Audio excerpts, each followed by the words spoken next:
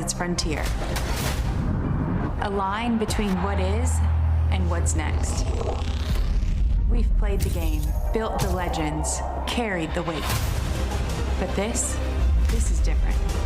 This is where the game leaves the ground. No limits, no ceiling. No looking back. This isn't the next season. This is the next frontier.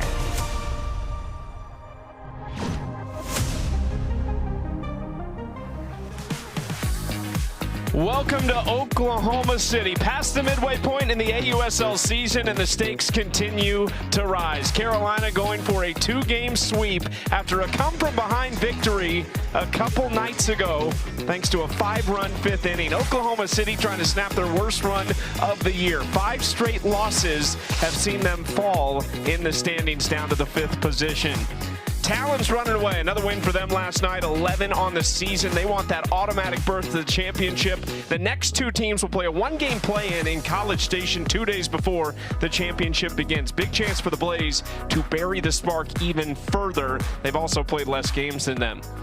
Alongside Amanda Scarborough, I am Chucky Kemp. I mentioned it, past the halfway point in the season. These are two teams right in the middle of what looks like a 4, maybe 5-team race for those next two spots. Well, and it feels like this is a must-win game for the Spark. They have lost 5 in a row, which is surprising with how they started this season. They lead the league in home runs. It's been their pitching that has let them down, but it does feel like a must-win game for the Spark if they want to climb into the top 3 in the standings. Looked like they were going to run away with this in game 1 a couple nights ago, but the Blaze, after having just 2 hits in the first 4 innings, big 5th inning. They were able to break it open. It all started with Alyssa Brito. She led off the inning with a home run, and that got all of the momentum on the Blazes' side for a big 5-run fifth. That was Bailey Klingler saying, we're alive, we're alive. In that same inning, she came up with the bases loaded in 2 outs and hit a grand slam that gave the Blaze the lead. They would hold on to that lead. A come-from-behind victory for the Blaze that are having a much better season than what they had last year. Let's take a look at that Blaze starting lineup presented by Easton. Klingler in the 4 spot, Reese Atwood up in the 2-hole behind Aubrey Leach with Dakota Kennedy behind her in the 3. A couple rookies there right in the heart of it to try to lead the way.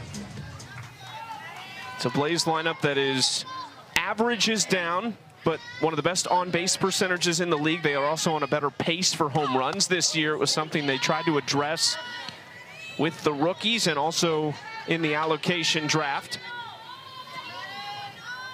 One thing they didn't have to worry too much about was their leadoff spot. Aubrey Leach, a staple in this position, just a true veteran, and jumps ahead 2-0 of Maddie Penta in the circle.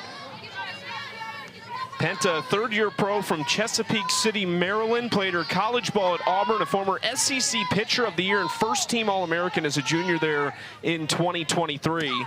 And off to a tough start, though, this year. Just 3 appearances, 3 innings, and has given up 9 earned runs. This is her first start. Yeah, it's been a slow start for her. She's been, quite frankly, hit pretty hard. It's going to be a big start for her to try to figure some things out, especially in this 5-game losing streak that the Spark are on. Leach in the left got all of it, and it kind of hopped up awkwardly on McKinney. So Leach is going to take 2nd, and now she will try for 3rd. So Aubrey Leach stands 60 feet from home, just a few pitches into this game. Aubrey Leach does a good job of staying on this screwball and takes it the other way. It's a little bit up in the zone, great hands on that swing, but Sydney McKinney on a turf outfield. It's a turf infield as well here in Oklahoma City. Is not expecting that big bounce. Good base running by Leach to get to 3rd base.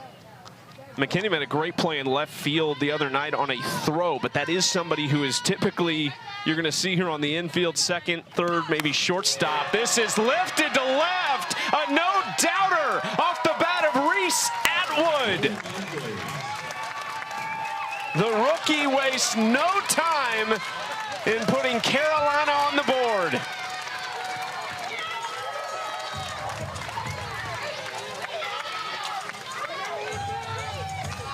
There have been so many first pitch home runs this season.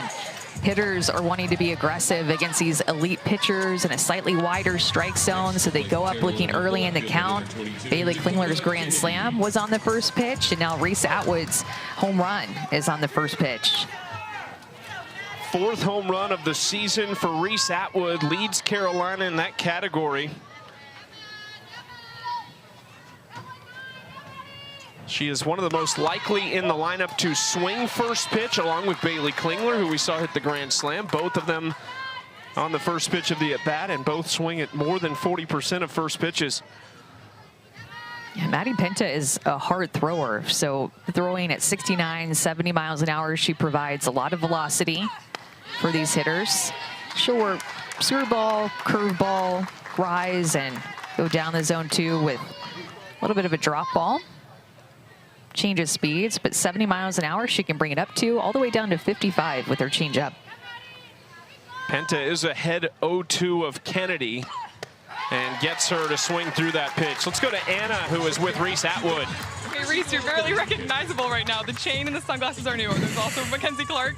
Yes, I think it all came from her. Okay, walk us through that pitch. You wasted no time getting going today. Yeah, I knew what I was hunting for. Our coaches had given us a really good scout before game, and that was the pitch I was hunting. What'd you eat for breakfast? Because I think we all need to have some of that. What did I eat? Alyssa Burrito took us to Harvey's. It was a really good place here in Oklahoma. Okay, another plug for Harvey's. Thanks, Reese. She's like, where am I today? That's kind of how I think we all feel at this point in the season. Where am I? Oklahoma City. Little friend breakfast. Well, how about that? Sooners and Longhorns getting along, too. Burrito taking Reese Atwood and friends. And there was a lot going on with the chain and the sunglasses and the cape, which came out in Durham for their series against the Talons. And they won that last game of the season, or excuse me, of the series, and looked really good. That cape came out a couple of times when they hit a home run. It's been a new thing. Bailey Klingler's first at bat, just her fifth game back, reaches for that out into right. And Amari Harper comes in from her spot to make the play. Aubrey Leach and Reese Atwood were on time with 69-70 from the hand of Maddie Penta. You could tell that they're ready for her speed. That was a rise ball that Reese Atwood was able to get to up and in on her hands. But when she goes up with a plan and gets on time like that, and she gets the pitch that she's looking for, Reese Atwood is really going to hit a lot of home runs. I mean, we have saw that in her college career, and we've seen that already as a pro with 4 home runs in this season as a rookie. This is a completely different team, despite a lot of familiar faces for Carolina this year. This is popped up on the infield. Roos calls off everybody and makes the catch. What a start. Aubrey Leach set the table. Reese Atwood eats up 2-0 after the top of the first.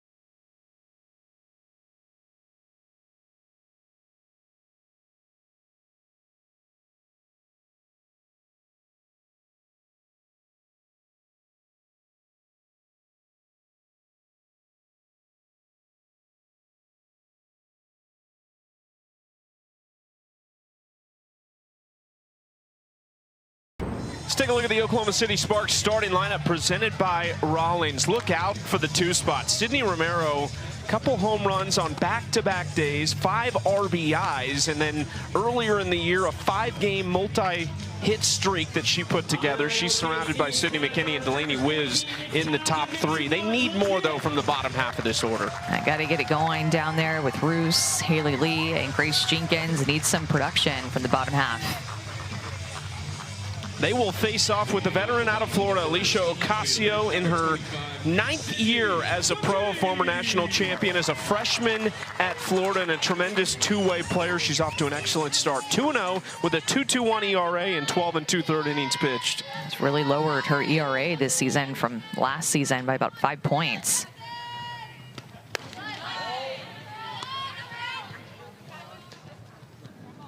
Well, Jordan Rudd-Lee, the catcher, I think having an issue with her pitch comm right out of the gate, so she'll swap it for a different one.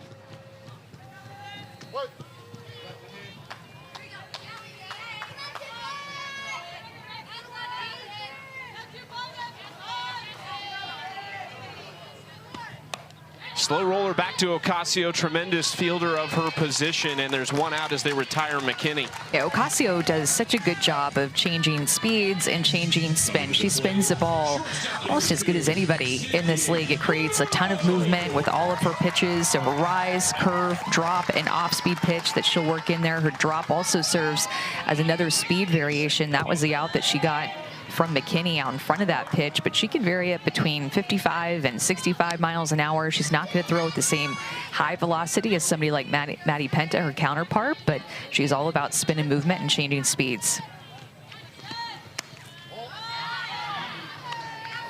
Is there something that's looked different about Alicia this year? Just got her swagger back, maybe? Yeah, I think she's attacking the zone more and throwing more strikes.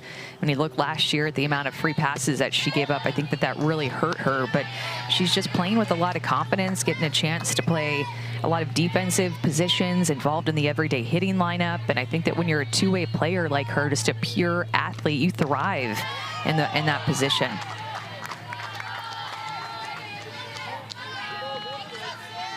Ocasio, a longtime member of Team Puerto Rico. Sydney Romero, though, in a hitter's count, 3-1. Grounder, and that bounces under the glove of Gold over at third base. We'll see how they rule it.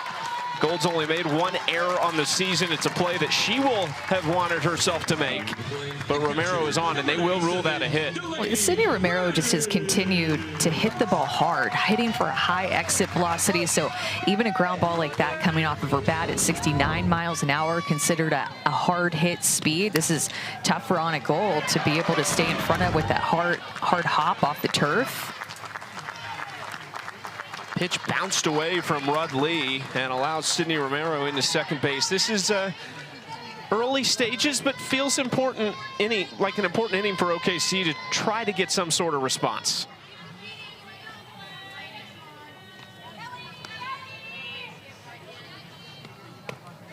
Wiz takes and jumps ahead 2-0.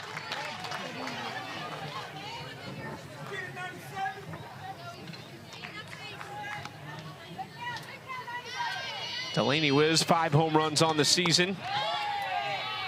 Takes that pitch for strike 1. So much power. She's so clutch. Saw 2 game-winning hits last year when she was a member of the Chicago Bandits. The top 3 in their order are from either the Talons or the Bandits from last year. If you go a couple more, 4 of the top 5 are from those 2 teams. McKinney, Wiz, and Bubba Nichols-Camarena all came from Chicago, and Sydney Romero came from Utah. That all happening in the expansion draft. And yet here we are at about the midway point in the season. Utah looks like the best team in the league, and Chicago got everybody back from Japan, and they are as hot as anyone. Brito stays down on it, and there's 2 outs.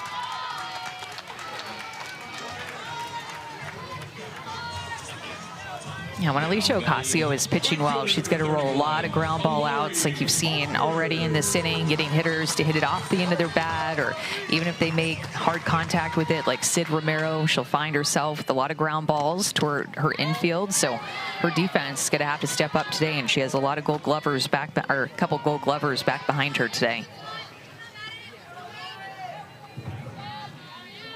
Gold, Brito, Laird, and Klingler, the infield for Carolina in this one. That is up and in and hits Amari Harper. First time she's reached in the 2 games against the Blaze. Next with the play, center fielder number 48, Bubba Nichols-Camarena. Here's Bubba Nichols-Camarena. A lot of pop for Bubba. Couple home runs on the season. 8 RBIs. The average has dipped, though, down to 220. Just 1 for 13 in the last 5 games.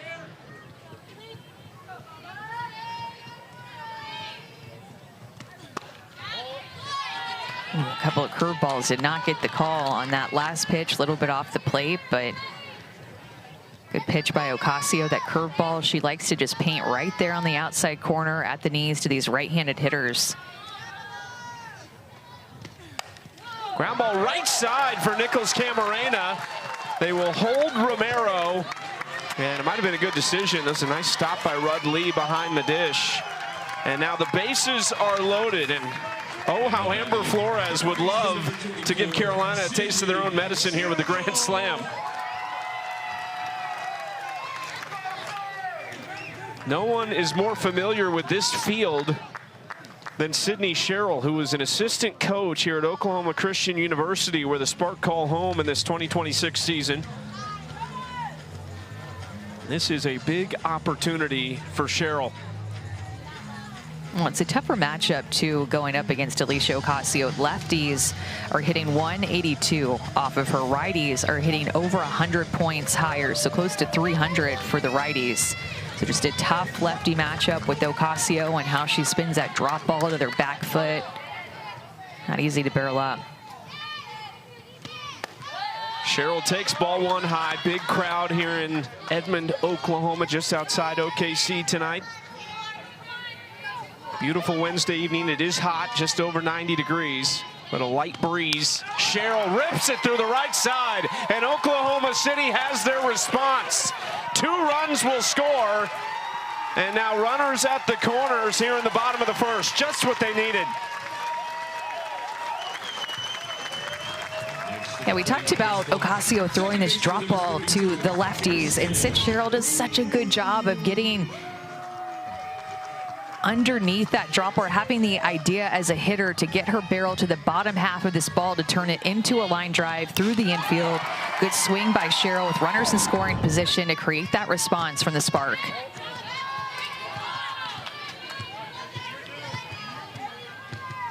Something about 2 outs in this 2-game series. It's what Oklahoma City did the majority of their damage with, or excuse me, Carolina did the majority of their damage with in game 1.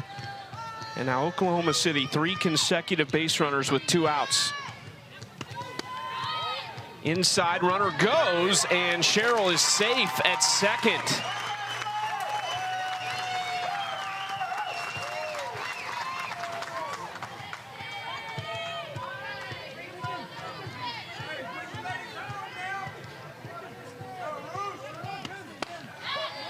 It does catch the corner. 2-1 count for Ocasio. Kirsten Roos, newest member of Oklahoma City, still looking for her first professional hit. Ground ball left side on a Gold. Handles it 2-2 after 1 inning in OKC. It's a big game in the AUSL standings.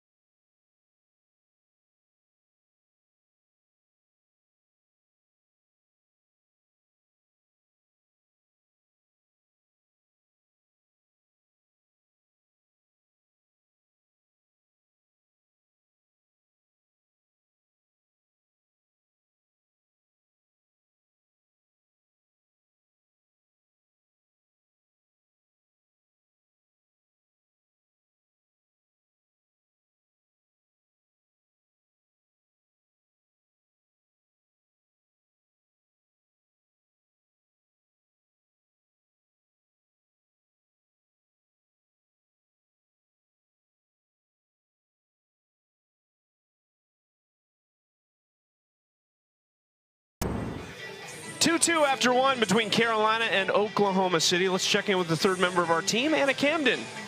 An insulin pen isn't normally supposed to be a part of an athlete's game day, but for Kirsten Bruce in her professional debut on Sunday night, and again today, it is. About 2 years ago, Kirsten found out that she had type 1 diabetes, and before ever arriving in Oklahoma after being called up, her first call wasn't to her new coaches or her teammates, it was to the athletic trainer, and for good reason. In their first game on Sunday, her insulin pump that she wears on that arm actually fell off, and her blood sugar levels rose without her knowing it, so they had to give the insulin pen that I just showed you, and they had to do it again today. It fell off in warm-ups once again. She's using the pen again today, and this is just something that most athletes don't have to deal with on game days. As inside hits Jenna Laird. It's a great story. Kirsten Roos, who finished her college career at Georgia this year for Tony Baldwin. Tremendous athlete. We saw her already make a great impact on this team with her defense in her debut a few days ago, but just added another piece to the puzzle for her as a softball player. Yeah, she's been an inspiration for many young softball players out there. She posts about it on social media, what it's like and what she goes through. She made an awesome play in her debut. It was right here on this field. Dove up the middle, and it was really all about, kind of dove after she made the toss, but the glove toss to Sid Romero there, that was on a day that she had woke up at 3:30 to travel in to get to Oklahoma City, ended up starting that game at second base, and then went to sleep at like midnight. She documented her day on social media and kind of took us through it, but it all started at 3:30 a.m. And I mean, that's a long day for anybody, but especially when you're playing with type 1 diabetes and have a whole other thing that you have to worry about throughout the day when you're competing as a pro athlete. Still looking for her first hit. Did see a couple swings that were really nice the other night. Hit a laser to the short, right to the second baseman. Still trying to make her impact offensively. Here's Alyssa Brito, who is starting to settle in. 2 for 3 in game one of this series with a solo home run. You mentioned it. It was the fire starter in that 5th inning in which they scored 5 in their come-from-behind victory.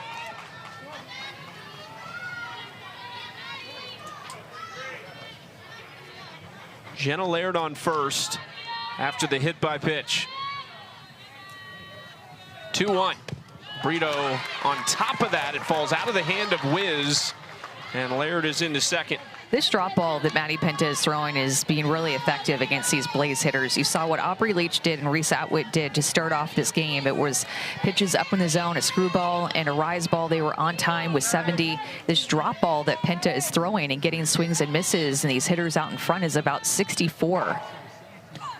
So there it is again. So it's been a nice compliment to her speed, as you could tell that they've been geared up for her 70 miles an hour that she can bring. And her counter to this is a 62 mile an hour drop ball now in the dirt, getting Brito to chase that pitch after the hit by pitch. Second strikeout for Penta, now faces Mackenzie Clark, who gets the nod today in center field. Mackenzie kind of been in and out of the lineup recently. We've seen her also only in the outfield in a game against Utah this past weekend, but gets the full go tonight in the 8th spot in the lineup.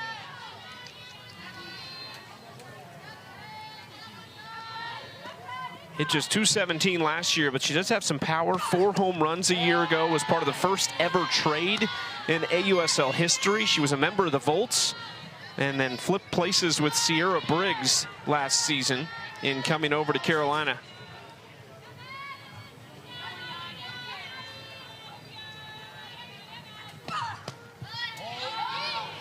Two-one count for Mackenzie, who we talked to in the dugout the other day, and she showed us her notebook in which she has, it appears, multiple bingos going on at one time, and it felt like, if you're superstitious, she had a big part in that win the other night.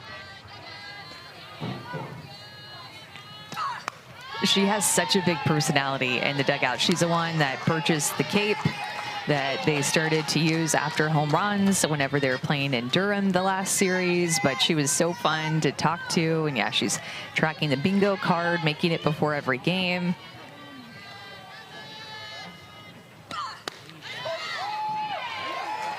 That just misses on the inside corner. 3-2 now for Penta.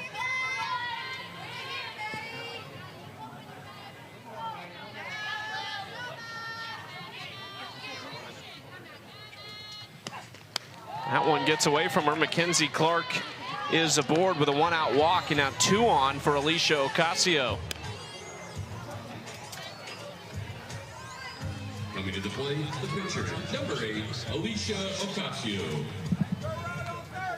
1 out for Ocasio and 2 on. 0 for 3 in game 1.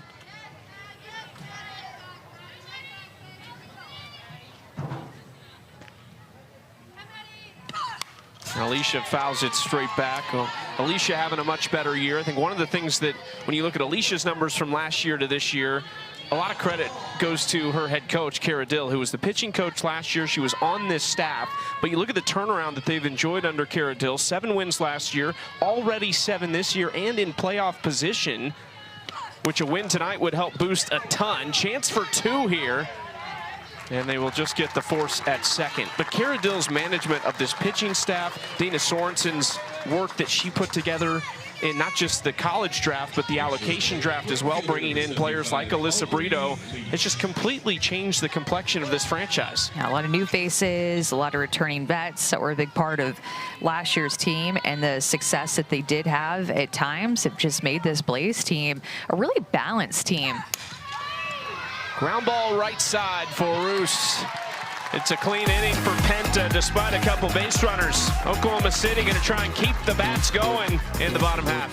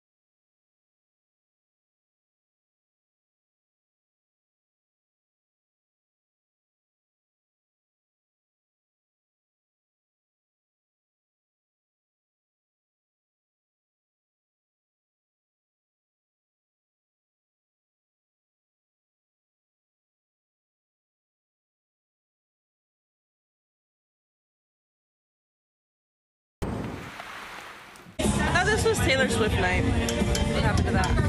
When is that gonna start? Lonnie, what Taylor Swift song do you want to hear? Bad Blood. Good one. With your girlfriend, she's upset. Isn't it Taylor Swift night? Yeah, sorry. And you haven't heard one yet. I haven't heard one yet.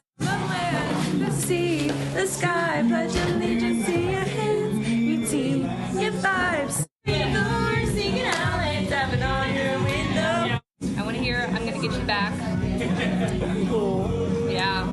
Do they take requests up there? I don't know, but I think we should just be in charge of the aux. I think so. Somebody give Carlin Pickens the aux cord.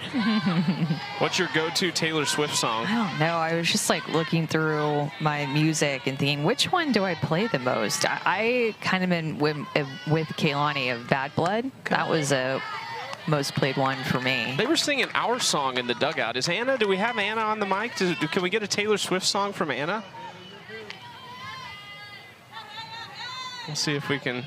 I am the biggest Swiftie, actually. Chucky, we have that in common, like you said, Queen of Kansas City. Heck yeah. Yes. 'Cause I'm an Eagles fan, so that's like the only tie I have to Kansas City. But favorite song of all time, it's got to be All Too Well, 10-minute version. But I do love our song, and I do love the Tortured Poets Department album. So it's really hard to say. I like them all.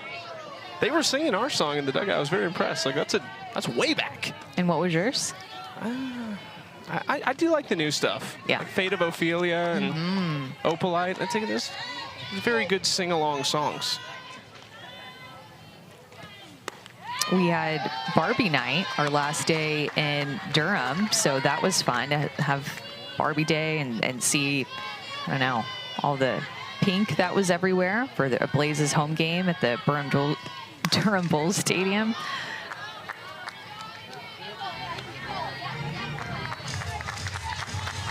Haley Lee putting together a nice at-bat here to start off the bottom of the second. She's trying to get her bat going as well, 0 for 3 in the first game, and has had some struggles offensively.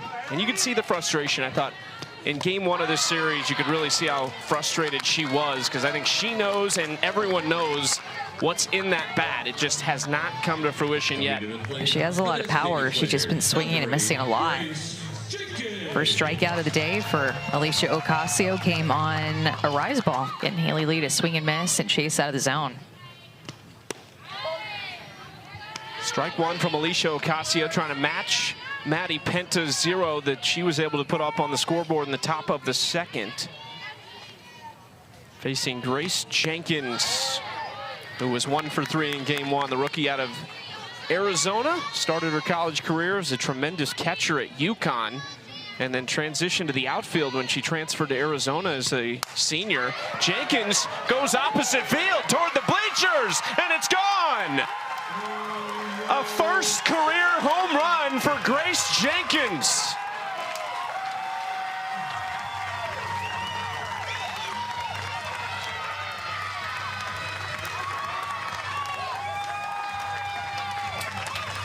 She gets to do that trust ball. That is the Spark home run celebration where you fall back into your teammates after a home run. And talked about production out of the bottom half of the order.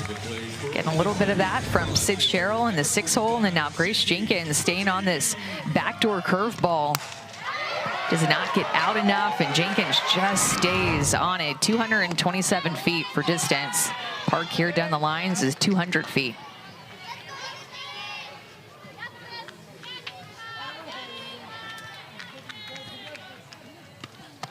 You know the rookie's been waiting on that one. Hit 14 this year at Arizona, hit 16 as the Big East Player of the Year a couple seasons ago at UConn. This is fouled back off the bat of Sydney McKinney. Back to the top of the order to see Ocasio for the second time. And remember, Spark have hit the most home runs in the league. They've been at the top of that category essentially the entire year.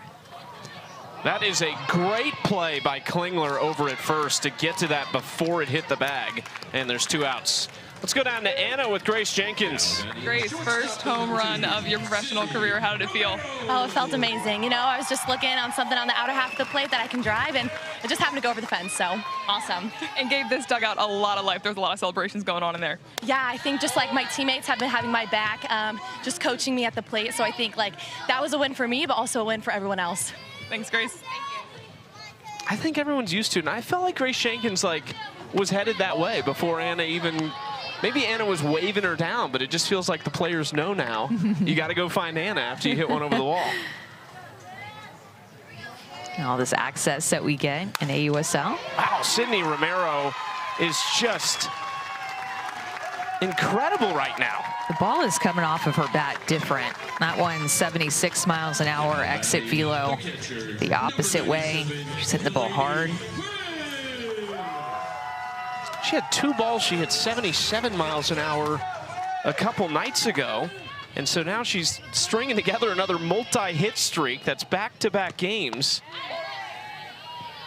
Delaney Wiz takes strike 1.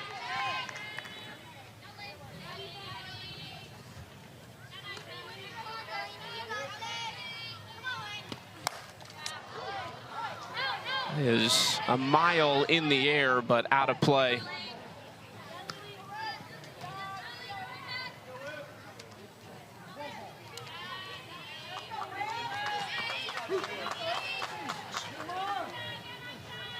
Oh-2. Good job by Rudd Lee, former Johnny Bench winner, behind the plate to block that up.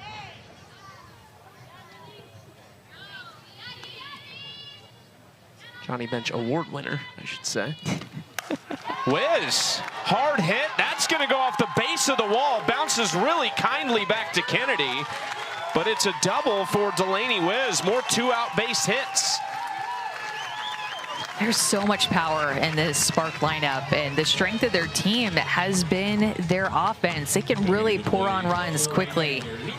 Sid Romero hitting the ball hard, 76 miles an hour. Then Delaney Wiz, exit velocity, 76 miles an hour. But this is a pitch that is a miss over the heart of the plate. That has a lot of plate on it. Mistake. Delaney Wiz says thank you and smacks it to the left side in a pitcher's count. Jordan Rudley wants to talk with Alicia Ocasio really quickly. And remember, this is a team that is without Maya Brady again tonight for the 5th consecutive game. They are without Kinsey Hansen-McKenzie, who is out for the season, expecting her first child with her husband, Kobe. That was their first pick in the allocation draft. Brady is their first pick in the expansion draft. Another one opposite field. Kennedy back to the wall, and it's gone. Amari Harper gets one this time. It's a 3-1 shot, and OKC is trying to break this thing open.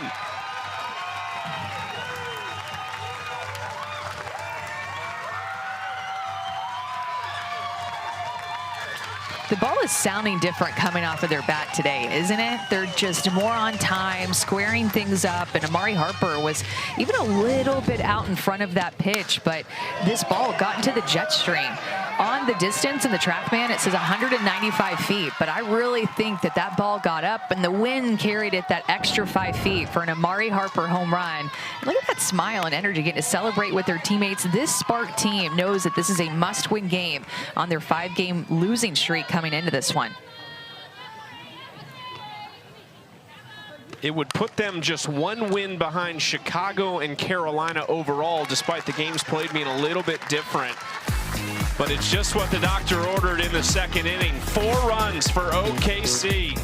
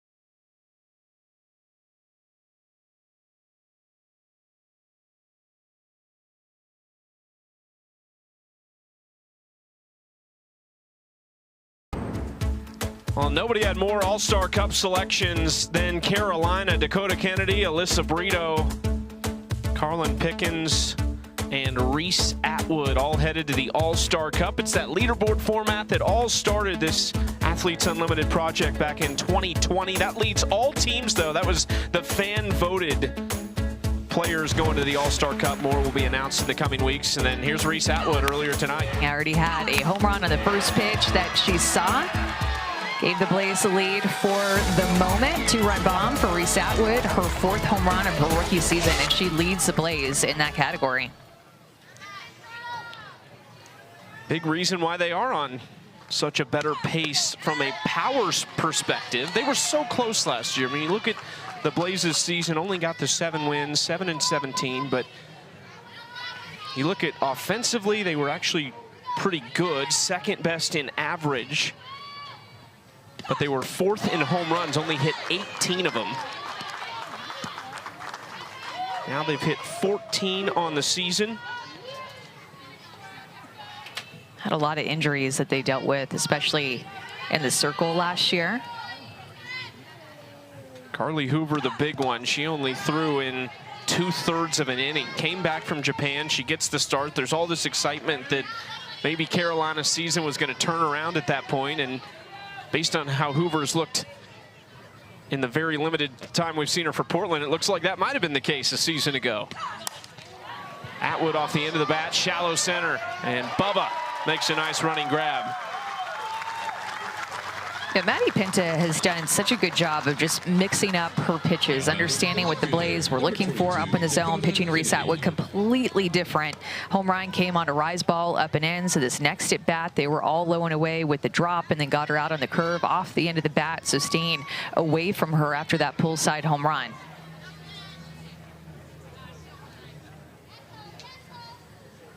Dakota Kennedy struck out on a pitch away, and her last at bat takes inside ball one. And that drop ball for Maddie Pinta is really moving. 10 inches of vertical break down. She takes a little bit off of that. It serves as an off-speed pitch, a middle speed for her in between her hardest pitch at 69.70 and her changeup. There's her changeup. So there's that lowest speed. So she's really transformed the way that she's throwing these Blaze pitchers, not relying on her speed really at all, but her off-speed pitches and her changeup are coming in strong against them. Oklahoma City was familiar with Pinta because she played for them last year. So Amber Flores, who's been their head coach the last few years, knew all about Maddie Pinta. They went and got her with the second pick in the allocation draft, the second round pick, I should say. Winningest pitcher in Auburn history, 76 wins, a 1.79 career ERA, and showing off the glove too, 2 outs. And drop ball was just got that last out at Dakota Kennedy off the end of the bat, hard into the ground. Again, 9 inches of vertical breakdown. And you think about it, she's a really tall pitcher, stands at 6'1", 6'2", so that drop ball has room to break out of her hand and work through the strike zone. Has started to work ahead of hitters a little bit more as this game gone on. Now 9 of 13 first pitch strikes. Cheryl, strong throw across as Pinta retires Klingler on just 1 pitch. OKC up 4. We will talk to Bailey Klingler when we return.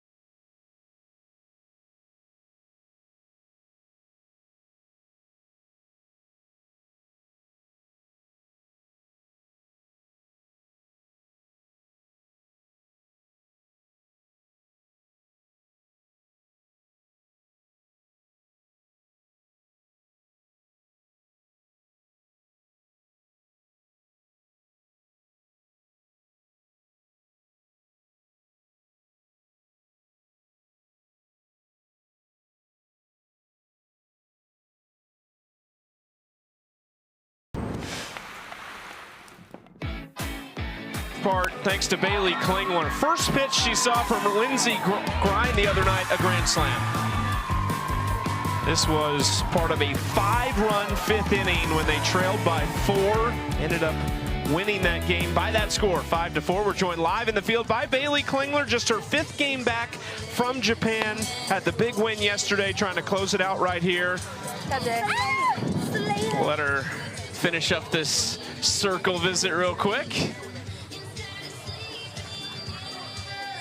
All right, Bailey, big road trip for you guys too. I'm just curious, just with the nature of the league and kind of how it works with you guys on the road and even in your home places staying in hotels. What's it like when you do get on a road trip like this? Yeah, just getting back in the groove of things, doing my best to stay present. I'm happy to be back with the Blazers. Sydney Sherrill leads off the inning against a new pitcher, Jayla Wright. You can hear the wind in Bailey's mic on the field. And Bailey, you can play so many different positions. When did that start for you in your career that you became so versatile, being able to play infield, outfield, everywhere? Definitely started in high school. I played a lot of shortstop growing up, moved over to third, and then Coach Tar at Washington had me playing a little bit of everything. I caught a little bit. I think the only position I didn't play in college was center and pitcher. So it's fun. It makes every day different. A lot of practice, a lot of extra reps everywhere for sure. At any point in your career did you pitch? Like in youth ball or anything? A little bit in high school, but it was more of just for the school, not in select ball for sure. But I throw my spins all the time before every game, just in case. But yeah. Here's Kirsten Roos, the second batter to come up after the leadoff walk to Sydney Sherrill. Yes, Jay. Good spot. Bailey, you were on the team last year. You guys had 7 wins last year and then 7 wins already this year. What's been the difference in this team? Yeah, I think just really not worrying about last year. We were just trying to get, yes, Reese! Just trying to get in the groove. I mean, we hit well. We put up a lot of numbers, and I think that the record wasn't a testament of us as a team. Just an outcome's an outcome, and I think we played good ball. But just being present and not worrying about what's happened, just moving forward. Yes! Good, Jay. 2-1 count to Kirsten Roos. Bailey, you had a great comment the other day when we talked to you after the win about kind of the difference between the pitching in Japan versus here. I'll let you see this pitch first. Yes! What, from a league perspective, we talk so much about the JDL because so many of the players just got back. Just give the fans an idea of what's the biggest difference from the JDL and the AUSL. Yeah, it's just, you know, the game's the game. It's the same, but yet it's so different, you know. We kind of go over to Japan to produce some power, whether it's pitching, hitting, whatever. Typically and generally, it's a very structured game over there, very quick, fast-paced. Good, Jay! And the same is true here. It's just different. But it's fun. I think I've definitely developed as a player, just being all over Mexico too. But it's good to be back and playing ball in America. One out after the backwards K of Roos. Here is Haley Lee, who struck out swinging her first time up. Yes, Jay. Yes, Jay. Bailey, would you have ever thought that you'd have this amount of opportunities to play softball all over the world as a professional when you were in middle school or high school? Yes! Absolutely not. It was always a dream. Yeah, Reese, I see you. It was always a dream for sure, but now being able to play, this will be my 6th month out of the year, going from Mexico straight to Japan, straight to AU and going back after season. It's a great privilege. I'm just trying to do whatever I can. It's not a secret the Olympics are approaching, so just doing everything I can that when I get the opportunity, and if my name's called, I'm ready, and there's no doubt about that. So just doing whatever I can, being a small piece in the puzzle to grow it internationally. But no, it's amazing, and to see the growth in AU is beautiful. I mean, every stadium I've been to has been pretty much packed, so it's amazing. And just one quick follow-up. You said go back. You mean go back and play at Japan, right? Yes, yes, yes. There's a second half of season. So we just finished the first half, and then we finish out the second half after AU. Just no breaks for some of you guys out there, but we love it. Thanks so much, Bailey, for the time.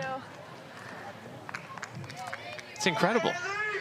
Go from, I mean, she mentioned she's played Mexico as well the last couple years. A number of players do that. And then Japan, of course, the AUSL continues to grow as Haley Lee goes down on strikes and back-to-back Ks after the leadoff walk for Jayla Wright. Well, Amanda, for Jayla Wright, we're seeing her now putting together back-to-back appearances that look really positive, especially if she does end up getting out of this inning with no runs. But against Utah, best outing of her season, 3 innings, 3 walks, and 4 Ks. Yeah, when she's throwing strikes, she can get a lot of outs. She can get strikeouts and a lot of ground ball outs because she throws a heavy drop ball and mixes in her changeup as well. And when she came in, she has a new catcher in Reese Atwood back behind the plate too. She looked really comfortable throwing in that game against Utah with Reese back behind the plate, who is just helping to manage her, and just, you know, all these pitchers feel very comfortable already with Reese being a rookie throwing to her because she manages them so well. Yeah, we talked about the injuries for Oklahoma City. Carolina also dealing with one themselves, Kayla Kowalik. That is a huge miss, and it's not just from behind the plate. They're fine with Reese Atwood behind the plate, but the bat of Kowalik, and it's another versatile piece that can play multiple positions that they miss out on with Kayla on the bench.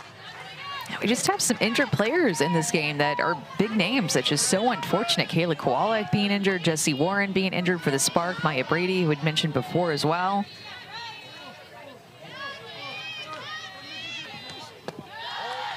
There is the walk to Grace Jenkins. 2 on, 2 out. So on a big day too. Team USA announcing multiple rosters, but the one that will be a part of the World Cup group stage features 5 players from our game tonight. Maya Brady on the Spark, Alyssa Brito, Kayla Kowalik, Aubrey Leach, and Carlin Pickens all going to that group stage World Cup. Which will be here in Oklahoma City, just down the road at Devon Park, and that will be after the end of the summer. There's other teams too. There's an international Cup team, so there's even more players. A lot of those players that you will see on those rosters are playing in the AUSL.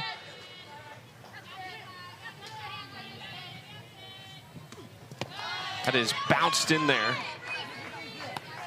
And we talked about how Reese Atwood caught Jayla Wright the other day against Utah, and really the only thing getting in the way of Jayla Wright having so much success is the amount of free passes that she's been giving up. But you see Reese Atwood touching her helmet, communicating to her, when Jayla Wright's drop ball tends to miss low, which as a pitcher, if you're going to miss your drop ball, you'd rather miss it low than up.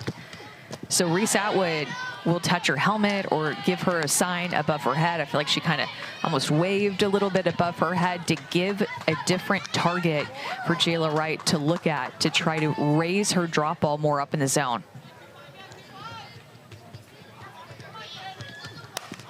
This is smoked into center right at Mackenzie Clark. Good swing from Sid McKinney, but it amounts to nothing. Still, it's a 4-run lead for the Spark.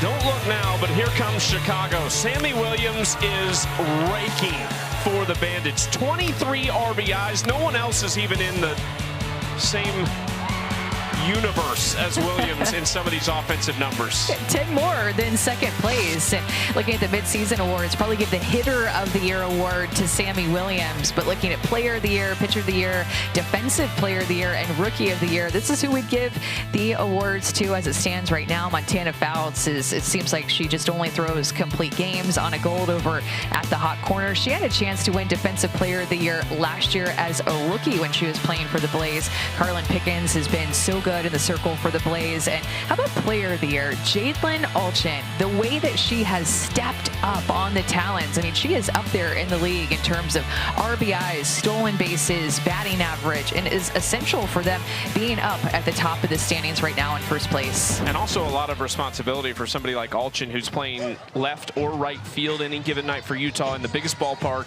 in the AUSL. Well, that's a great point, Chucky. I do want to add that on. It's a big reason of giving her player of the year because her defense has been amazing in the outfield. We've got to see really what Jadlyn Alchin is capable of. You can tell she's playing with a ton of confidence in every aspect of the game. Last year, Aaron Koffel won both player and hitter of the year. Morgan Zirkle certainly had a really good case to be the hitter of the year, but it was kind of a similar situation where Koffel was so good defensively as a middle infielder, plus she had the offensive numbers, so it really made sense as the player of the year. But Zirkle had an outrageous year at the plate. When you think about another option for player of the year, Sammy Williams, of course, as we talked about her hitting prowess. But how about Maya Brady?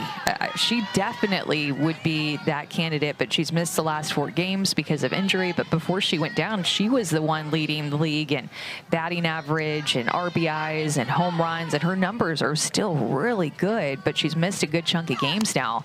So you know that the Spark want to be able to get her back in. They've lost all these games with her being on the sidelines. See Maya Brady's numbers, and I think home runs, that's with her missing these games. RBIs, that's with her missing some of these games.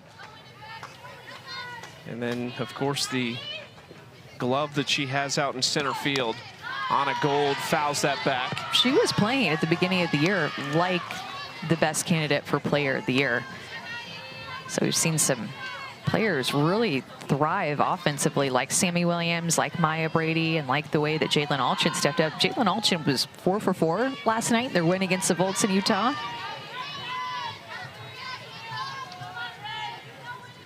Two from Penta. Upstairs to Gold.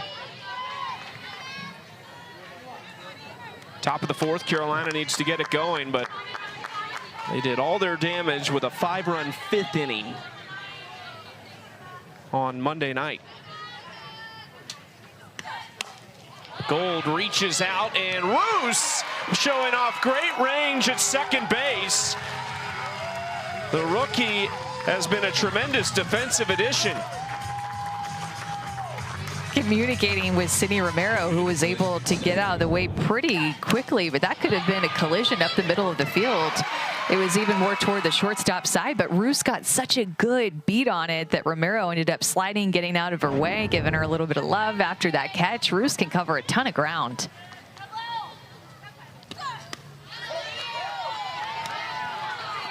We talk about how important this game is for the Spark and how important it is specifically for Maddie Penta to be able to come out here and give them a quality start. They've been searching for it. It's been hard for Oklahoma City to find a starter these last few games that can go deep into the game.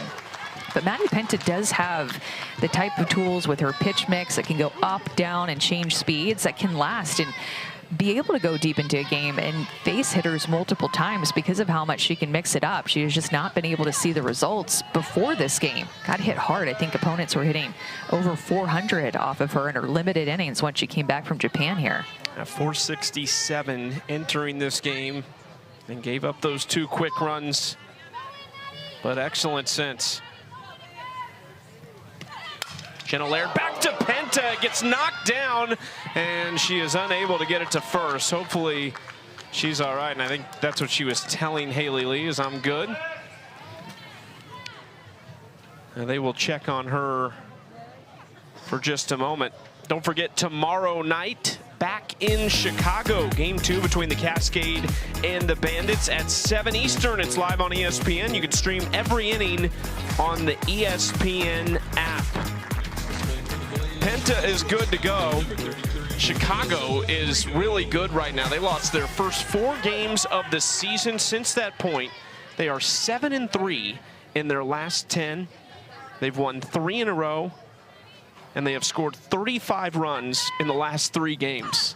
They came here to this field and hit over 400 against the Spark. They won those 2 games, put 22 runs on them in 2 games, and they continued that offensive momentum last night against the Bandits, where, excuse me, against the Cascade, where they run ruled them. And the Cascade had the 2nd best ERA in the league, and they still put up all those runs against them. They've had at least 8 runs and at least 12 hits in 3 consecutive games. They've only played 1 full-length game in that time, 2 run rule victories in just 5.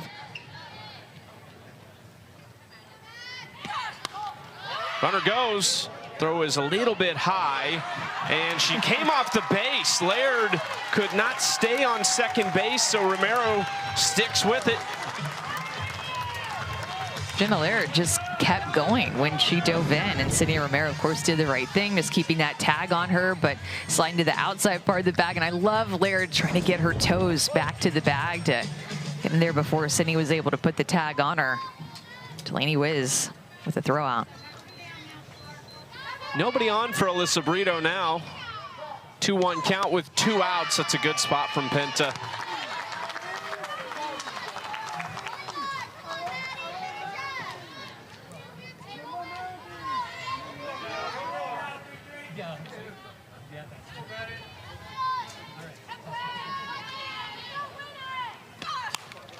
Brito into left field. That'll drop in front of McKinney.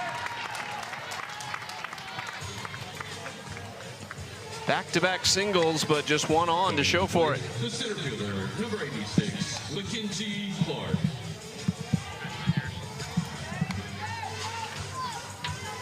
There you go, 2 hits and a home run to the first 2 batters since in the last 14, just 2 hits.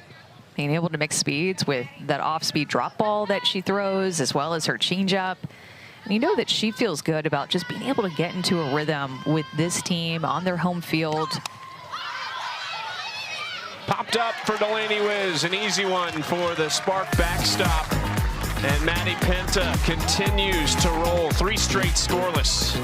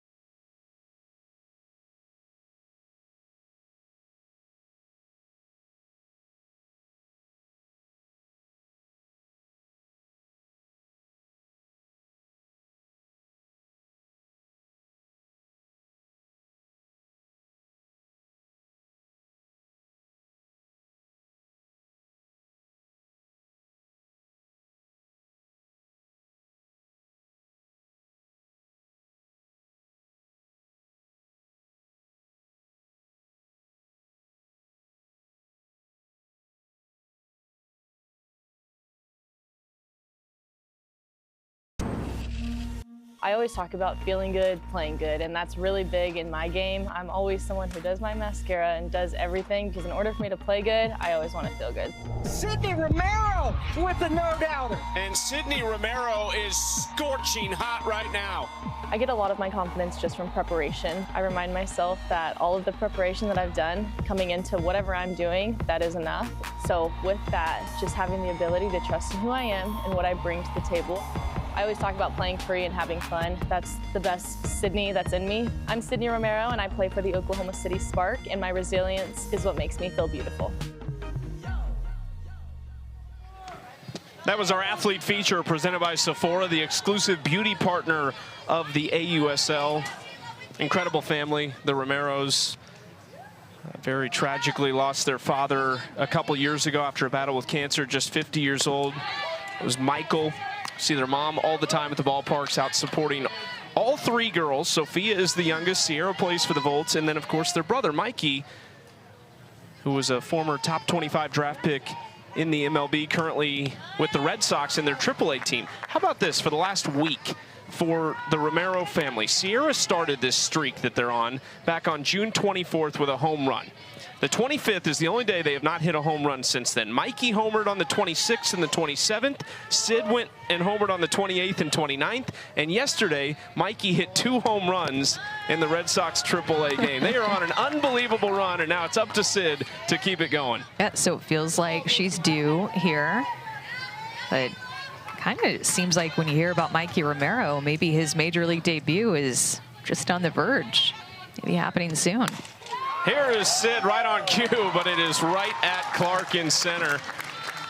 There is one out. That's another one over 70 miles per hour off of her bat.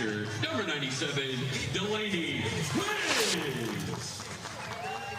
There is Mikey with Sid. That might have been on draft day, actually. Yeah, been playing really well. He was the first round pick in the 2022 draft.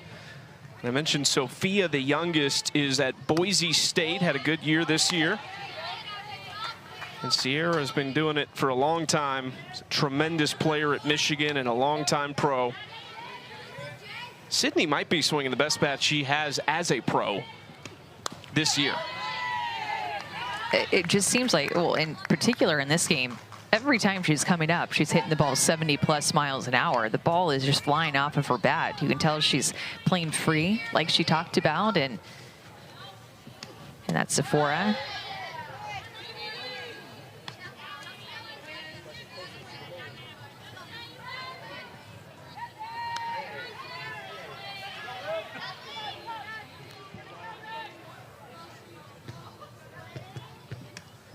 That is low to Delaney Wiz, 3-1 count. Trying to start things up with one out. Oklahoma City hit just shy of 280 in their first 9 games and had 16 home runs. In the 4 games, though, before this series, they had only hit 2. Anna Gold thought she caught that and lost it on the way up, but they're going to say that's a base knock for Wiz. She was even asking maybe for a challenge, so Kara Dill is coming out of the dugout.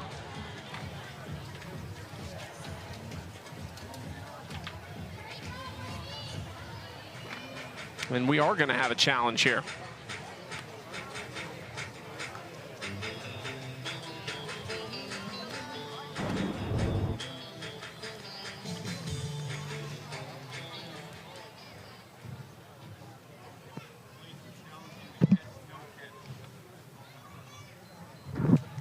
I think that's a catch, isn't it?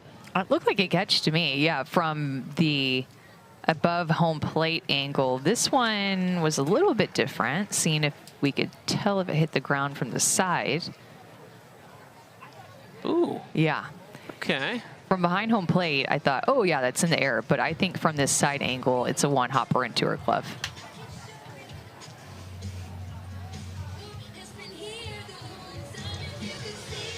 The side view is the one to me that tells me it wasn't a catch.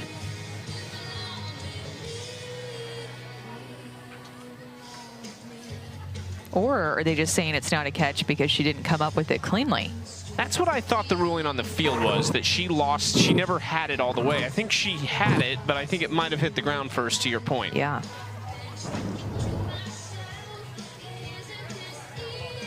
Well, there you go. You don't need an announcement. You just saw it.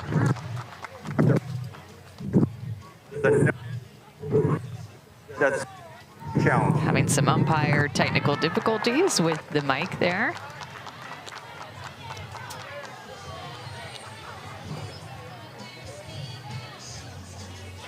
So 1 challenge remaining for the Blaze, 2 for Oklahoma City. Bottom of the 4th inning in a 4-run game.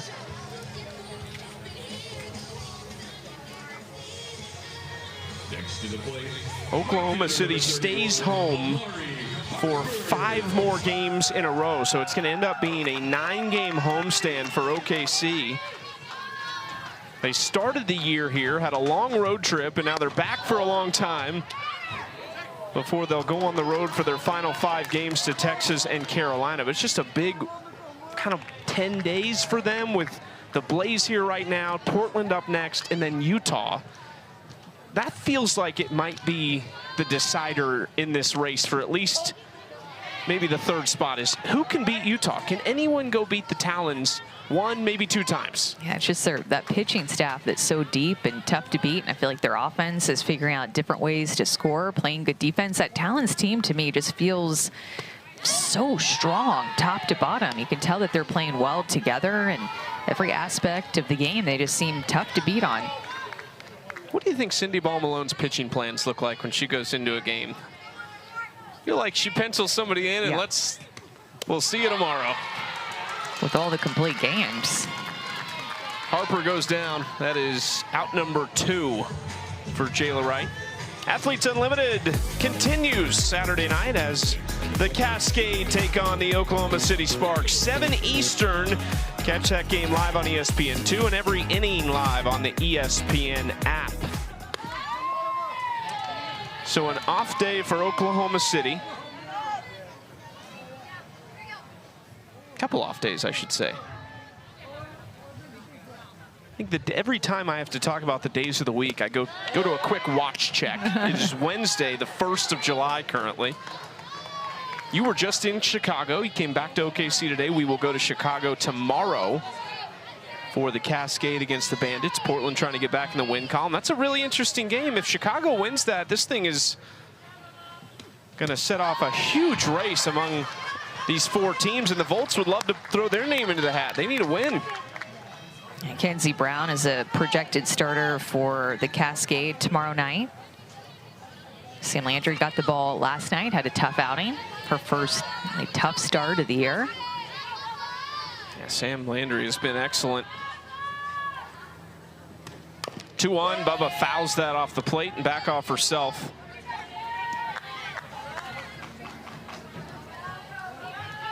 Bubba Nichols-Camarena just completed her first year as an assistant coach at San Diego State. She was at UCLA prior as an assistant, but she was working this year for her head coach in the AUSL last year. Stacey Newman-Denise was the head coach of the Bandits. She is in the history book as the first ever win as a head coach. The Bandits defeated the Talons on opening day of the AUSL last year. And Stacey just raved about Bubba when she got there as a player, and then backed it up by making her a member of her pitching staff, or her coaching staff. Bubba did pitch, though. So, I was just going to say that, too. Bubba is kind of like Bailey Klingler. She can do everything, so put her at any position.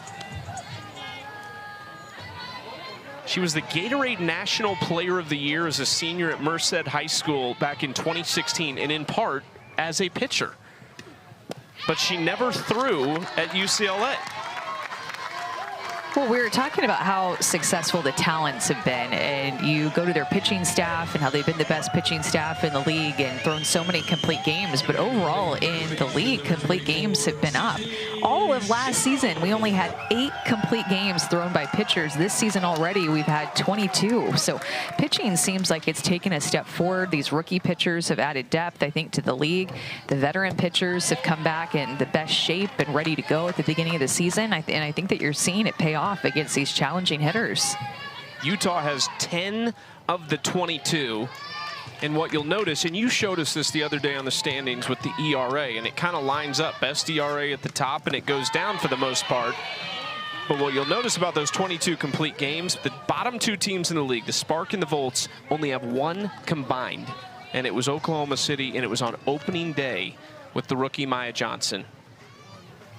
Yeah, and it is pretty telling. It just goes to show in our game, we talk a lot about how pitching is so important. I mean, you see that at every level, but you see it in the standings with the Talons having the best ERA, and the Cascade got hit around a little bit last night that raised their team ERA, but they had the second best in the league. Blaze in third place with where their ERA sits right now. So it kind of goes in ascending order of lowest ERA to highest ERA toward the top of the standings. You'll notice that 4 spot, the Bandits. Keep an eye on that, 4-2-7 with their current record in the league. And I think with Lexi Kilfoyle, Kat Sandercock, and Emily Kennedy all back, that thing is going to start to head down toward the mid-3s. Okay, and speaking of pitching, we've been having really great conversation. All I've been doing is watching Reese Atwood work so hard for Jayla Wright. We saw this last weekend in Durham, but look at how Reese Atwood standing up a little bit tall, trying to help her find a different height to start that drop ball. And it's even to the point where Reese is almost like standing up out of her crouch, which blocks the umpire a little bit, and then she gets low so that the umpire can see it as the pitch is coming. But continuing to give her target signs. Smoked into center beyond Clark. It will score 2, and Sydney Sherrill is having herself a night. 4 RBIs now for Sherrill.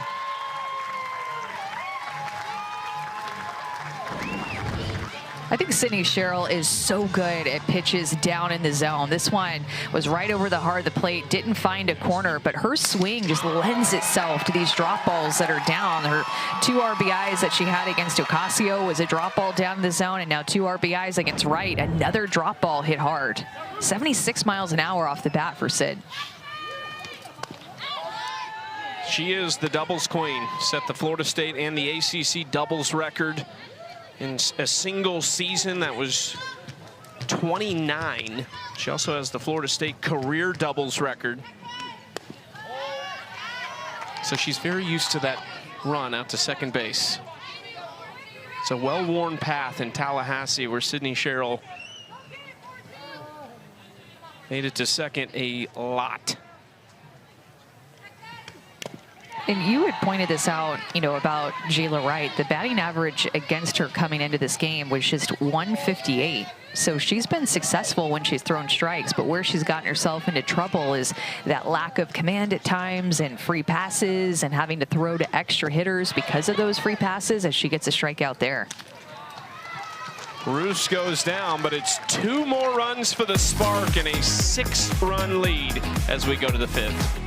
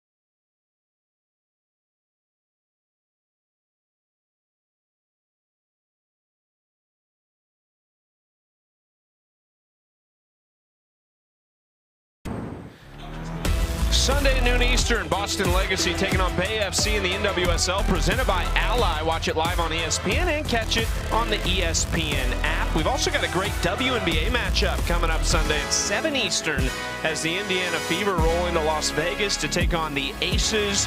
That one also live on ESPN and Disney+. Watch it there or stream it on the ESPN app. That's Women's Sports Sundays on ESPN. Tremendous day of women's sports, and we will cap it off Sunday night at 9 Eastern. Cascade, Spark, and you just never know. That game, we know it's going to be important. We just don't know exactly where those two teams will sit at that point. Trying to think if I've ever seen a WNBA and AUSL doubleheader. Have we ever had this before, or is this going to be a first? I think so. This might be a first. We got to go see Portland play right before the Cascades home opener. We went over to the WNBA game. That is a tremendous women's sports town. Jalen Ford has entered the circle for the Spark. They'd love for this to be a quick night.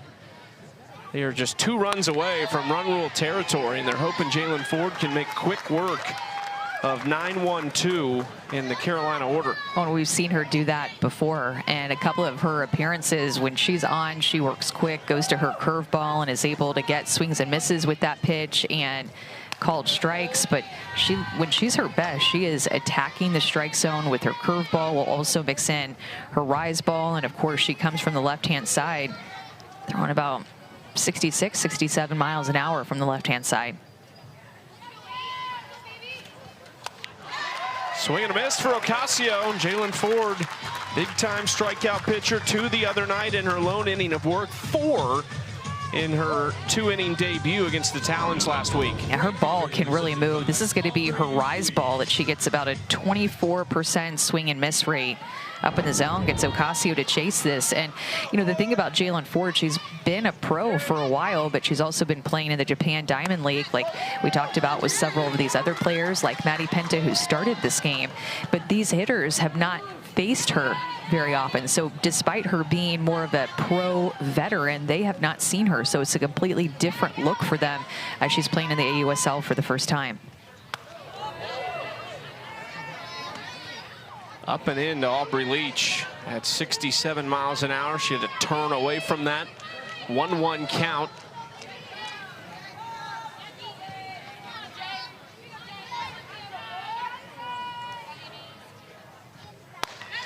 Aubrey now part of what is a little bit of a revamped Tennessee coaching staff.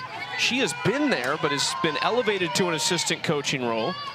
Karen Weekly has also went and added Aaron Earlywine as their hitting coach. So Aubrey moves up into the full-time assistant coaching role at Tennessee. Aaron Earlywine joins as well.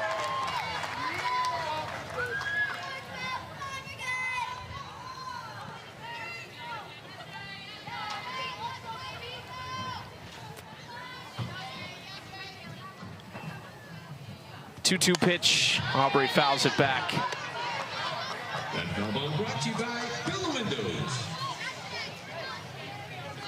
And Jalen Ford, on a curveball that she threw to Aubrey Leach earlier in the count, had 9 inches of horizontal break to it. So that would be across the plate away from Aubrey Leach on this lefty-on-lefty matchup. Aubrey into left field at McKinney, and there's 2 outs. That was another one, 10 inches of horizontal break. That go-to pitch for Jalen Ford is her curveball, throws it about 57% of the time. And when you get 10 inches of horizontal break, able to spot that pitch on the outside corner, that's a tough matchup for lefties. She was a 4-time conference pitcher of the year for James Madison, 2-time conference player of the year, hit 46 career home runs, and won 82 games in the circle for Mickey Dean at James Madison. Just loving what I'm seeing from her so far in this league. Now throwing that curveball into the righties. Again, over 10 inches of horizontal break into Reese Atwood. That is so tough for a righty to handle on their hands. And goes out that time for strike 2. A bit of a backdoor curveball there. So curveball in, followed by a curveball away. We'll see what she goes to in this 0-2 pitch to see if maybe Reese will chase out of the zone. 4 of Ford's 5 appearances have come out of the bullpen. Back to her. Oh, my goodness. Tremendous reaction from Jalen Ford, who's still got it 11 years into her professional career.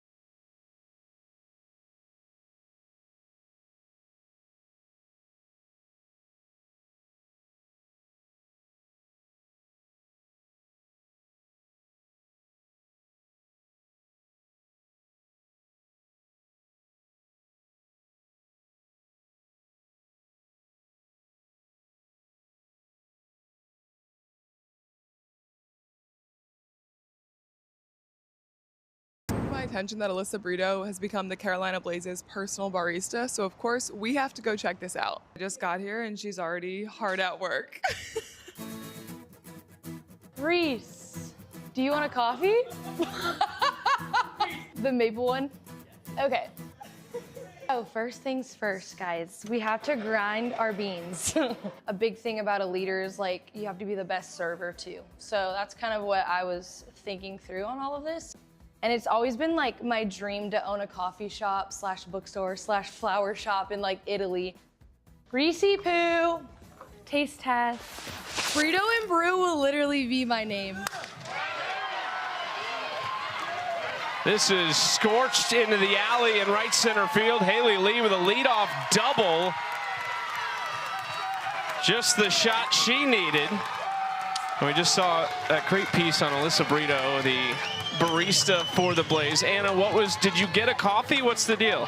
I sure did get a coffee. She made me a banana bread latte. It was delicious. And Brito and Brew is making its way across the country as the Blaze travel, but that's actually her espresso machine. She had it in her hotel room and would invite all the team to her hotel to have coffee, but she said she moved it to the clubhouse so that it's more universally used, and her goal is really just to unite the team. Banana bread latte, that sounds delicious. Tell you what, that was a huge moment for Haley Lee, and you could see it, almost like relief flooding over her, because that is the Haley Lee I think softball fans know from her days at Oklahoma and Texas A&M. Oh, she was still celebrating when she got to second base, running into the dugout, just pure elation that she barreled up something and got a hit. Extra bases for Haley Lee, a ton of strikeouts, unfortunately for her so far this season, but we know the type of hitter that Haley Lee is, and it looks like that.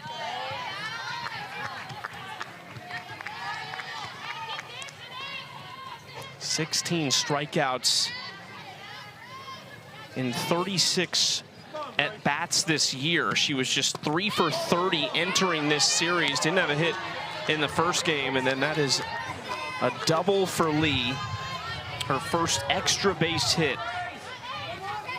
And it comes off a new pitcher, Devin Netz, making just her 3rd appearance of the season. This goes left side, Anna Gold's there, making it look routine. And when she got to second base, she was just so happy swinging early in the count. That was the first pitch that she saw, not wanting to deal with 2 strikes. Aggressive, look at her base even now, going from first to second. I'm sure her teammates are so happy for her. It's just the worst when you're just struggling at the plate. And I mean, even when you go like 0 for 4 or 0 for 6, like that feels like 0 for 30 to a hitter. So to have this bit of a struggle and all the strikeouts that Haley Lee has had, you know it's probably taken a toll on her, and that felt good. Again, Anna Gold, and 2 outs after that leadoff double.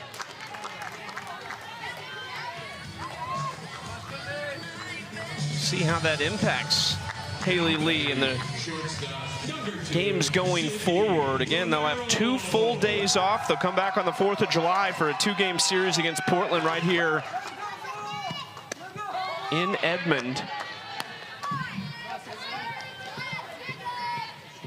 Sydney Romero, the chances to keep the Romero home run streak going are dwindling.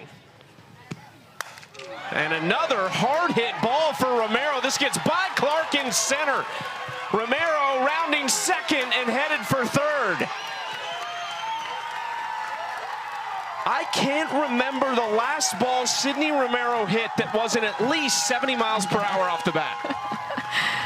And the pitch speed was 48 out of the hand of Devin Nett, so she wasn't supplying a ton of power behind it. It was a changeup, and Sydney just slashes it up the middle of the field, hits off the turf, and it was just too much for Clark to handle because of that exit velocity off the turf. Did not play that well.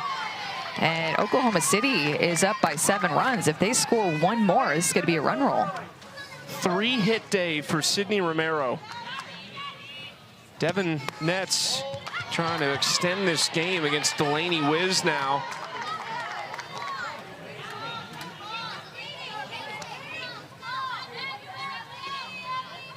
First time pitching in 2 weeks for Nets.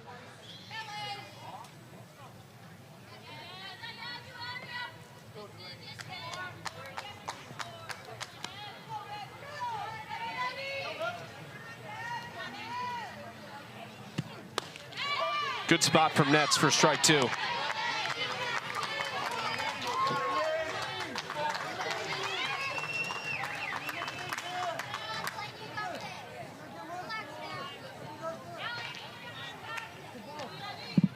Wiz calls time in the box.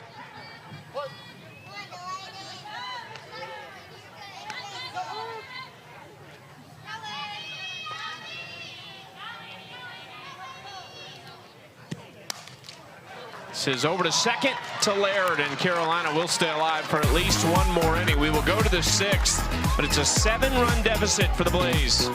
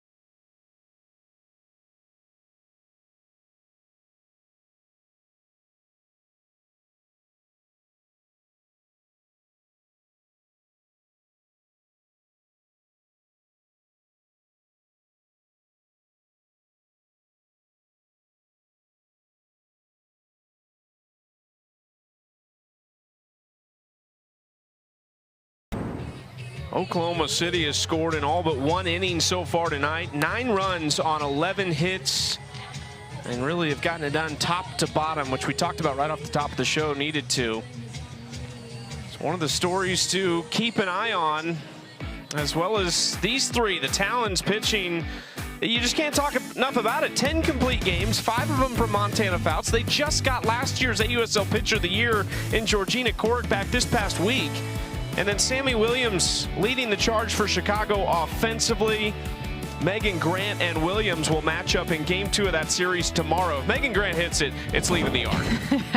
6 of her 8 hits have been for home runs. The AUSL record is 9 home runs set by Morgan Zirkles. So we saw Megan Grant, the NCAA Division I home run chase this past spring, and she is now in a professional single season home run chase.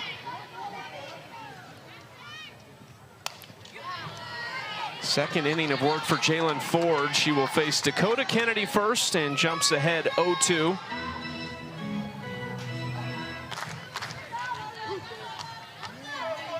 Alongside Amanda Scarborough, I'm Chucky Kemp, Anna Camden, the third member of our team down on the field. We were talking about before the game how important this game is for the Spark. 5-game losing streak toward the bottom of the standings. It's kind of now or never for them to get back on track, and for these 3 pitchers that came from Japan to add some depth and some quality starts and quality innings for their offensive strength that they have. They can score so many runs, but the pitchers have come and given up a lot of runs since they've gotten back. Elena Vaughter, Jalen Ford, Maddie Penta, all are completely capable. And if the Oklahoma City Spark want to make a run toward the top of the standings to get in the top 3, those 3 pitchers are going to be an essential part and have to do their part. Part of the trouble is the games played for the Spark as Kennedy sends one to left foul. Oklahoma City, after tonight, will have played 15 games. Chicago is at 14. They'll play their 15th tomorrow. But for Carolina, for instance, they played 2 less games than Oklahoma City, and they have 2 more wins. So the chances for the Spark are a little bit slimmer just from what they're going to have the opportunity to do versus a Carolina. As Kennedy goes down on strikes, Jalen Ford is moving it right now.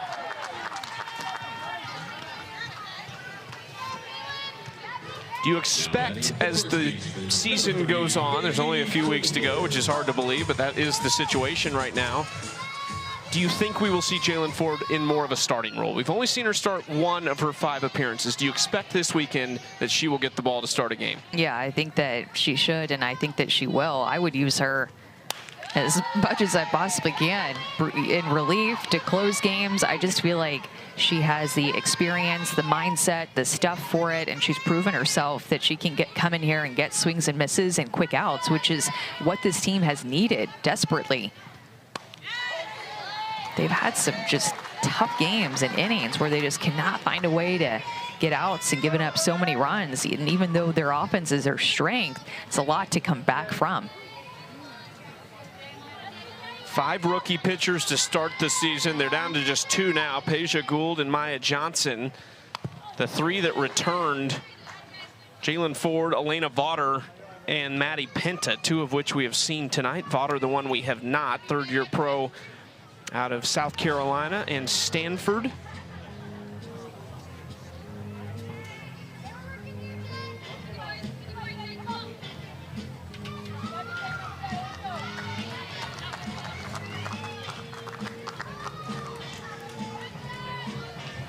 Might be looking too much into this, but potentially one of the reasons we did not see Elena Vaughter in these games to this point is that she played for Carolina last year. So Kara Dill was her pitching coach, who is now the head coach of the Blaze, extremely familiar with her arsenal, and might be a little easier of a scout working against somebody who you know so well. Yeah, it's very true. Vaughter going to be heavy down, Maddie Penta with that mix, Jalen Ford with the curve and the rise ball up and the change, so they bring a variety of different looks. That last play, pretty simple ground ball. Tell me as a pitcher though, Jalen Ford, who's so good at fielding her position and so athletic, very heads up, let that go to Kirsten Roos. Is that something as a pitcher you really got to train out of yourself? Popped up for Wiz and makes the catch. Yeah, there's a time to go and get it and a time to just let it go. And that one, I think she just felt like the timing of the play was good enough to let it go.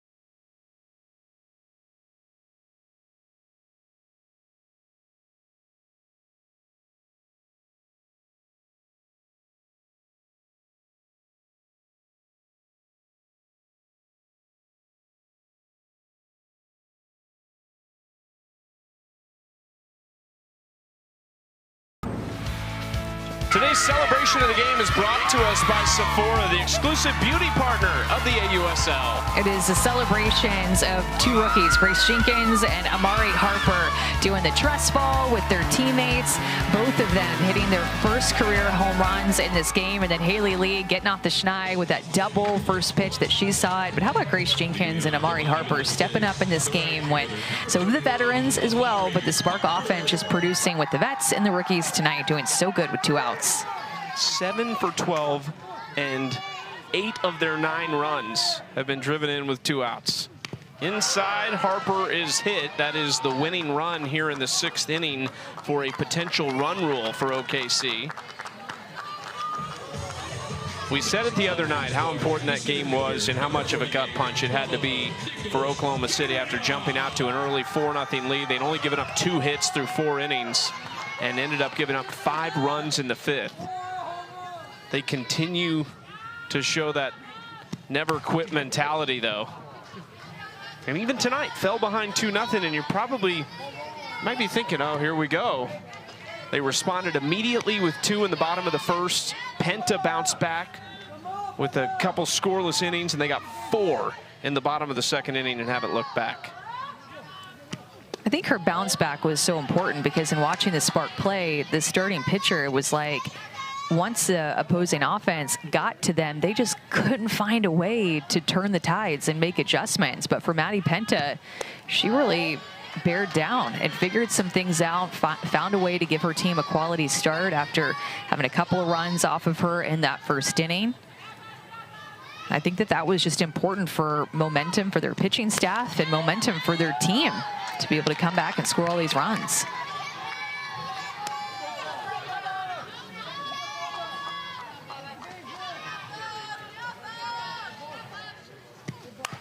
Bubba left side, Gold has it, wants the lead runner at 2nd and gets Harper.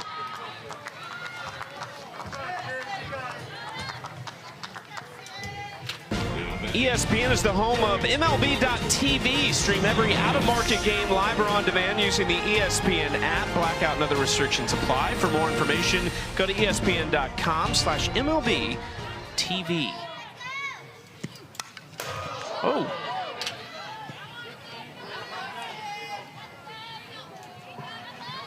Hit the metal stand that we have for our camera. Also have a mic on that stand, if you couldn't tell.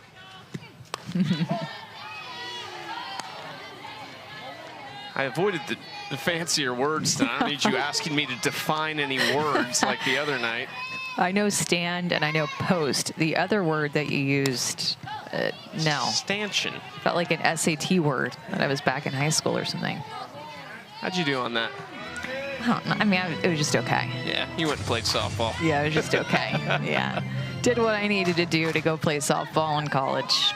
Joe Evans, the 3rd base coach for Oklahoma City, saw it and said, good enough for me.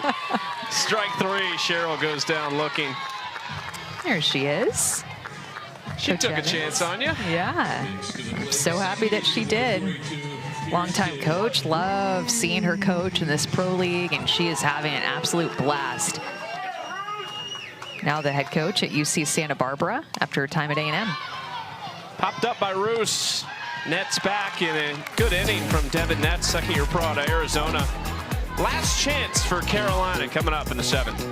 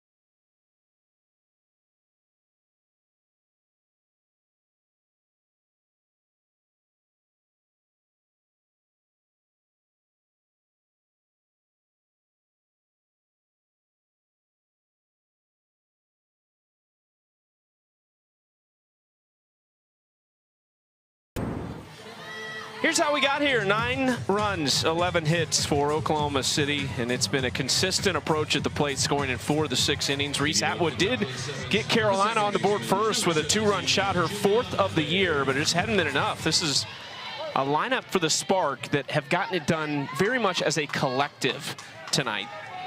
And of course, some standouts like Sydney Romero with 3 hits and Sydney Sherrill driving in a good portion of those runs.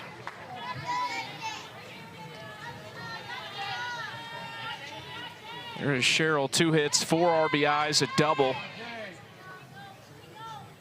And a tremendous pitching effort from Maddie Penta, who started it, 4 innings, 2 earned. And now Jalen Ford trying to close this out in her 3rd inning of work. 2 innings so far, no hits, no walks, 2 strikeouts.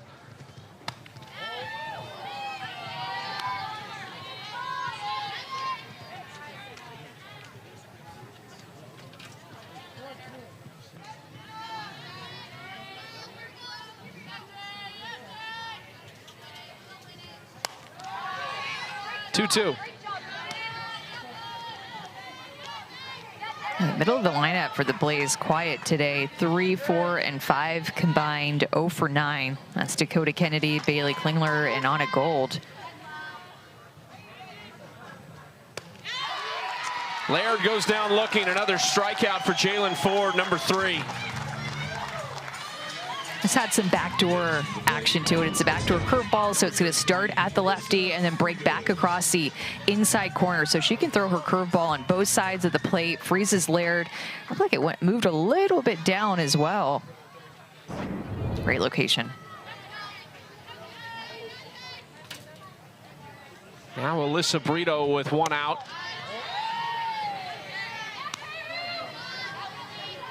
Kind of got that Juan Soto slide after a ball is thrown. For the first time this whole game, I thought that same thing right at the same time that you did. Oh, no. And you saw Ford quickly kind of give her a high five. Obviously no intention behind that. That is a scary pitch, though. It's 66 miles per hour.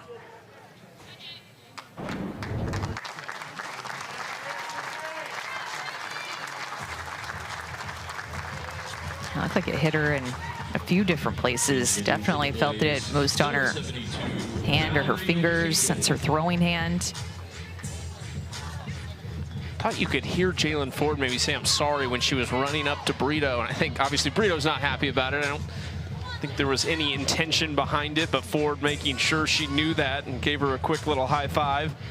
Yeah, and also kind of went over there and again apologized for hitting her like that.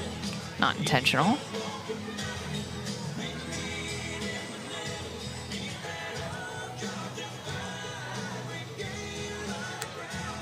Here is Joe Evans having a quick conversation with this infield, as well as Courtney Oliver Elkins. We're back again. We have softball every day until when? The 20th? Every day till the 20th. Okay, and then we've got a lot more after that. But Thursday night, AUSL, Portland Cascade facing off against the Chicago Bandits at 7 Eastern. Catch it live on ESPN and the app. We are headed that way. Tomorrow morning, off to the Windy City. And then back here for Oklahoma City, Portland in a 2-game set on Saturday and Sunday. We will cap off Women's Sports Sunday after Las Vegas and Indianapolis. Indiana. They play in Indianapolis. Yeah, that's my bad, though. But talking about where we're going, and then I'm throwing out cities everywhere. A lot of stuff going on, there's Amanda. A lot of location stuff going on. A lot of traveling. Here is Valerie Cagle. Played in just 1 game this past weekend against the Talons, and what did she do? Homered in that 1 game. Her first of the season. 1-1 count. Takes strike 2. I think that was a good timeout called by Courtney Oliver Elkin, just to go out and talk to Jalen Ford after hitting Brito. I mean, she's just had such a good outing You could tell that she was remorseful for hitting her. Just wanting to make sure, I think, that she's in a good spot to finish out this game. Like, they're still up by 7 runs. I mean, if Cagle hits a home run and 3 people after her, it's still, you know, they're going to have the lead. But it's just, I think, knowing your pitcher, seeing how she didn't really like how she felt about hitting Brito, and just wanting to make sure that she was in a good headspace to finish out this game. 1-2 from Ford. Outside, ball 2. We've seen Carolina put together an inning that would be more than enough. Back in their opening series against Portland, had a 12, or no, gave up a 12-run inning, I should say. So they have seen that happen. Yes. We've had some big innings. We've also had some close games and pitchers' duels. You know, I feel like we've seen all kinds of games all over the map. Seen a little bit of everything. They had the 5-run inning a couple days ago.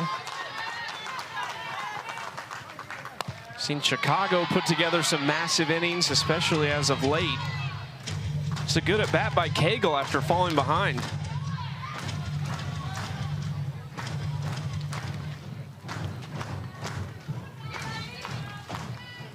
Pitch number 8 from Jalen Ford. Outside, Cagle is aboard. You could see how much Jalen Ford wanted that pitch. I do think it was a little bit off the plate. Did not get the call. Next to the plate, number 34, Devin Ness. So 2 free passes here in the 7th inning, given up by Jalen Ford. Devin, that's another one who homered in Game 3 against Utah, their lone win in that series. There's strike 1.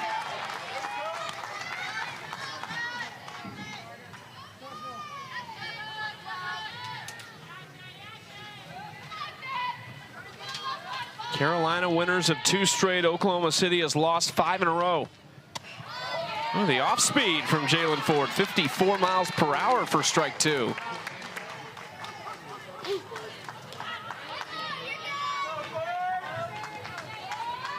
She hadn't allowed a base runner until she hit Brito, and then back-to-back free passes after retiring the first 7 she faced. Nets to center field, going back and stays in the ballpark as it hits off the wall. It's going to be an RBI single for Devin Nets. The Blaze not taking any chances on the base paths with this large deficit. Yeah, Bubba Nicholas Camarena was playing shallow in center field, gave a lot of room back behind her, and this ball off the bat of Devin Nets just kept carrying. It's registering at 230 feet off the bat, which is about the distance to center field. 225 to dead center field. Well struck ball by Nets. Keeps this thing going. Now back to the top of the order, down 6 with 2 on. It's Aubrey Leach, Reese Atwood on deck, and Dakota Kennedy in the hole. Still just 1 out in the inning. Aubrey Leach to left center field. McKinney makes the play, and there's 2 outs.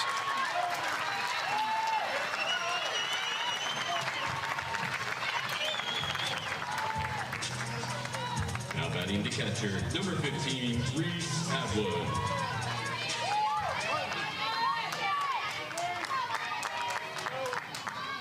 Here is Reese Atwood.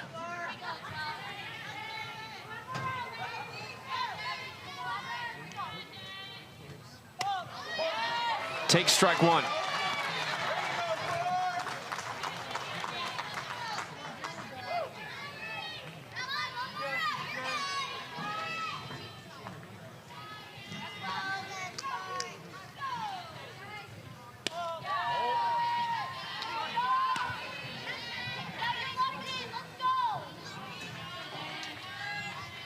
One for 3, just 1 for 7 in the 2 games against Oklahoma City. The 1 hit, the 2-run homer.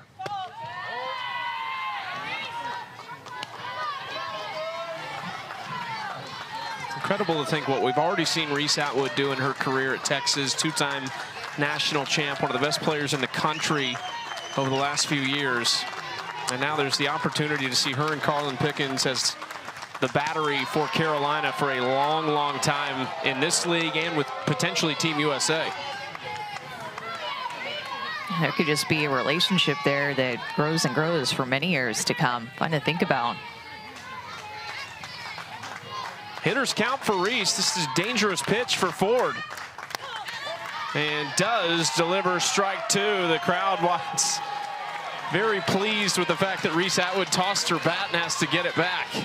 The one before I thought was a strike and didn't get called. So maybe a bit of a makeup call there. Maybe you just thought that one was a strike and the other one wasn't. But either way, I think this is the count that should be had. 3-2. Atwood to right field. Harper going back and makes the catch. Oklahoma City responds, and they snap a 5-game losing streak in excellent fashion. Quality start from Maddie Penta, followed up by Jalen Ford coming in relief and looking really confident. How about this Oklahoma City offense that came out, scored in the first 2 innings and scored in 4 innings in this game, 11 hits, had a couple of home runs that were first home runs or professional home runs for a couple of rookies. Just a complete team win by the Spark. Let's go down on the field with Anna and Sydney Romero. Sid, the 5-game losing streak has been broken. You guys have been stringing together some good performances. Tonight you got it done. How'd you do it? I feel like we just were focused on quality at bats and, you know, just a simple game plan, and we did that, and our pitchers showed up really good today, and I'm really proud. You had some great at-bats. Chucky said on the broadcast it's like the ball is in slow motion for you. Is that how it feels? I feel like I'm just keeping it simple at the plate. That's kind of how my mind works. I keep my plan very simple. I trust my barrel and I trust my hands. Grace Jenkins hit her first home run today. How sweet is it to be a part of moments like that? That dugout lit up. So great. Her and Amari, it's been so cool to see them, especially them two as rookies, just coming in and doing their part and just playing great softball. So it's really, really cool to see them do that. I love it. Thanks, Sid. Sydney Romero, a young coach as well, so she's getting to see those moments for these rookies, and a tremendous performance overall for Oklahoma City today, and got it done right out of the gate.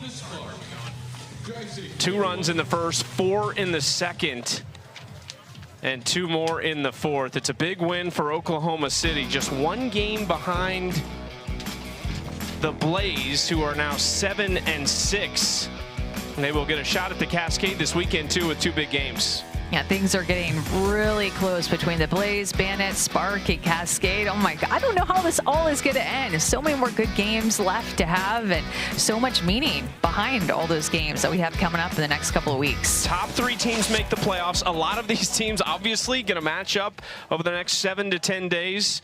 Both teams coming together on the field post-game, splitting the 2-game series here in Edmond, Oklahoma. Don't forget the AUSL continues tomorrow on ESPN2. The Cascade and the Chicago Bandits, who have won 3 in a row, facing off yet again in another big matchup in those AUSL standings. For Anna Camden, Amanda Scarborough, and our entire crew, I am Chucky Kemp. We thank you for joining us from Edmond, Oklahoma.